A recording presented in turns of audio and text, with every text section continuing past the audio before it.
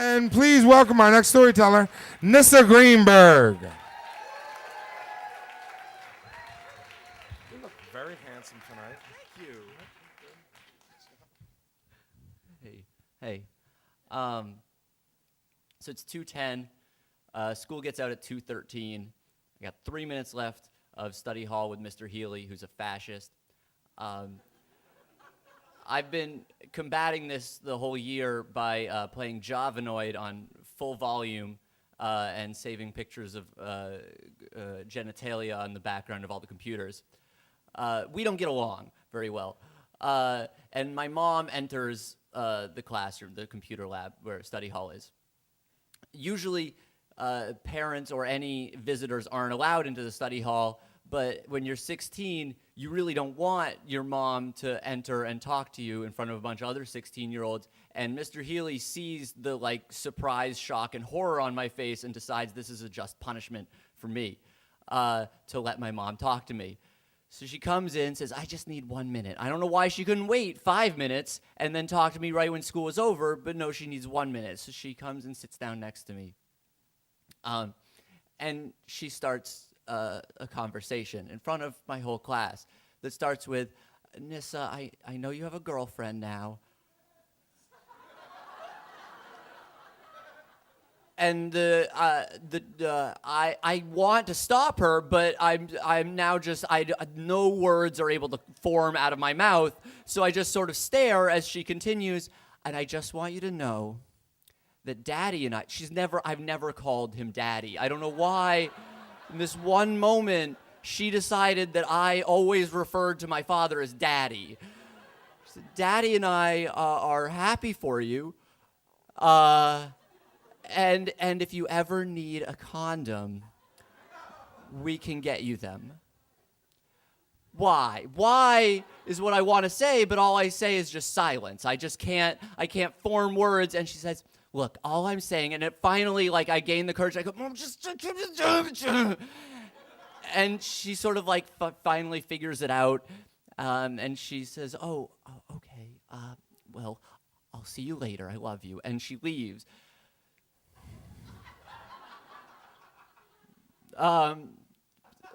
This is awful. Yeah, it's my first girlfriend. I don't ever sleep with her.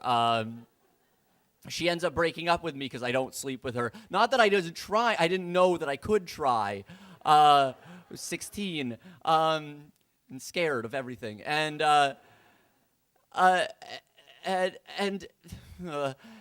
so she's just a very embarrassing human being. She's shameless. And so about a year ago, I am having dinner with my parents and my current girlfriend. And I bring up the fact that my parents are very embarrassing people. And my mom goes, well, Dad was embarrassing, but I wasn't embarrassing. And so I retell this story to her. And she said, that never happened. And there's that moment when you're supposed to corroborate a story with somebody and they don't, and you feel like, wait, maybe I've just misremembered this traumatic event in my life that I've been hanging my entire personality on. And then you realize, no, that happened. I remember it very vividly. And I said, no, Mom, that totally happened. And she said, well, maybe, who knows? As though it wasn't a huge deal in my life. About a year ago, I went to Sweden for my mom's 60th birthday. My mom's from Sweden. Okay.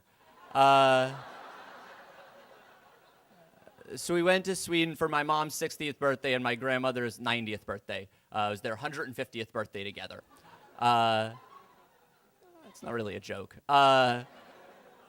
And as we were, at some point, they started to give toasts.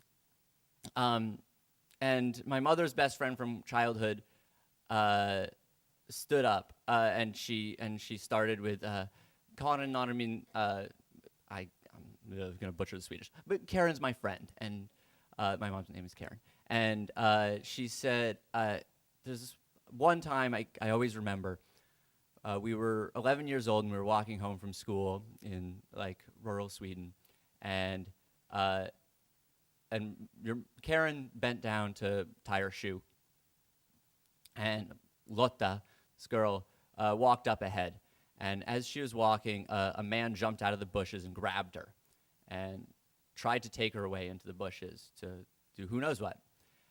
And my mom saw this from about a block away and ran up, as a 12-year-old girl, ran up to him, jumped on his back, and started punching his face and his eyes and clawed at his eyes and kicked him.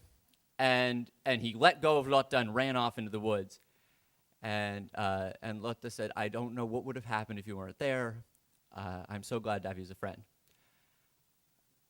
My mom responded with, "Oh, I don't remember that at all."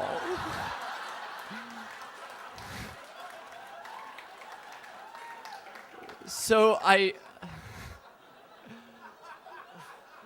realized my mom isn't shameless, and she's not really humble either.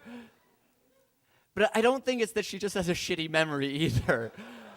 There was one time when I was a teenager that I was up until like 5 in the morning because I thought that was cool. And my mom was waking up to feed the horses at 5 in the morning.